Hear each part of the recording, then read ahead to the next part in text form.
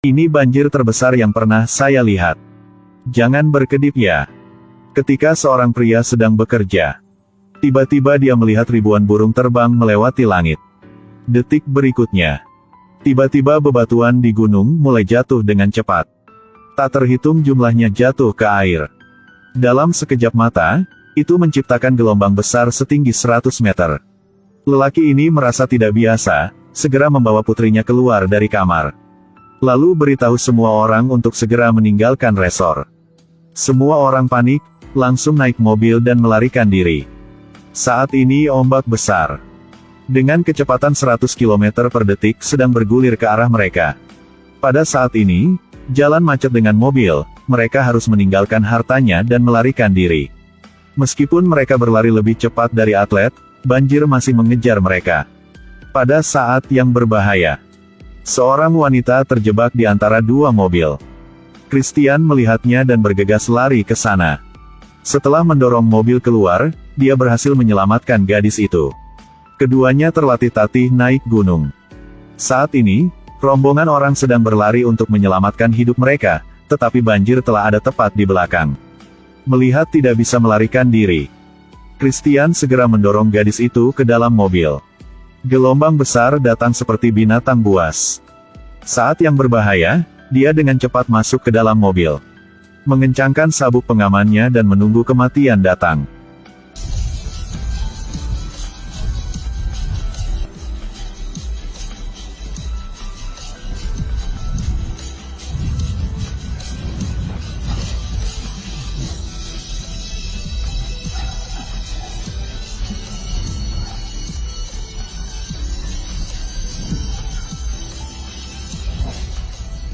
Satu jam kemudian, Christian terbangun di dalam mobil, dan menemukan wanita di sampingnya telah berhenti bernapas. Dia merangkak keluar dari mobil dengan susah payah.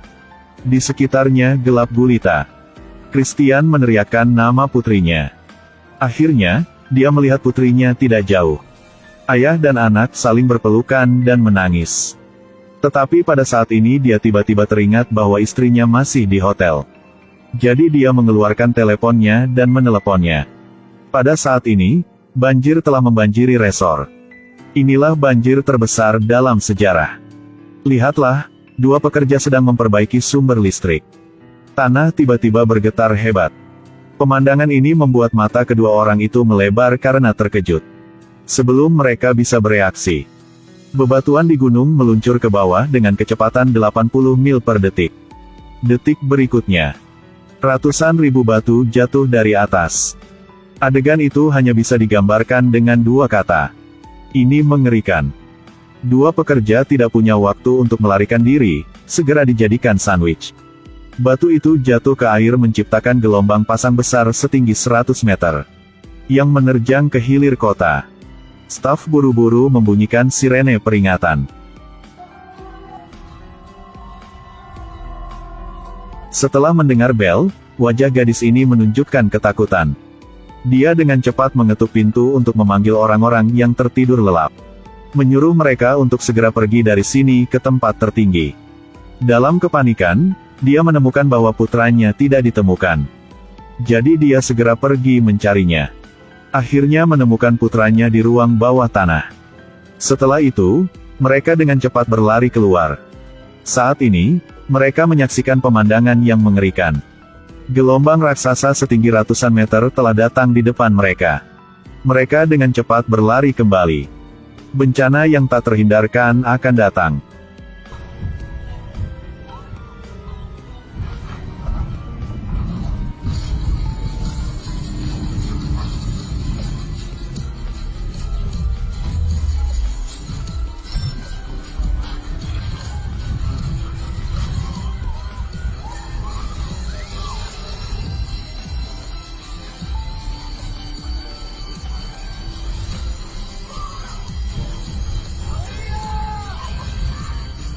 Setelah banjir berlalu, 3 orang ini terkunci di ruang bawah tanah.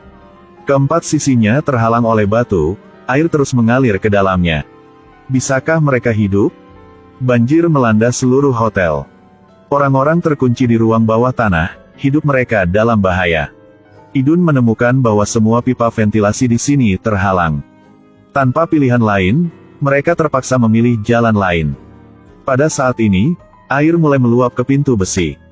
Jika tempat ini tidak ditangani dengan cepat, itu pasti akan menjadi kuburan mereka. Jadi mereka bertiga melepas mantel dan menekan pintu besi dengan paksa. Dengan tujuan menghentikan kecepatan aliran air, tetapi ini tak berguna. Pria itu mulai mengeluh tanpa henti. Apakah ini bekerja, buang-buang waktu? Jika kau terus mengeluh, keluar. Segera air mencapai leher mereka. Di saat yang berbahaya, Idun menyelam ke dalam air, mencoba membuka pintu besi. Tetapi tidak peduli seberapa keras mereka mencoba. Batu di luar tetap tidak bergerak. Dan di ruang kecil ini, oksigen juga hampir habis. Tak lama kemudian, mereka akan mati karena kekurangan oksigen. Pada saat ini, tiba-tiba, pria itu gila-gilaan, menekan kepala bocah itu ke dalam air. Karena satu orang kurang, satu kesempatan lagi untuk hidup. Melihat putranya sekarat, Idun segera menarik pria itu ke dalam air dan naik ke lehernya.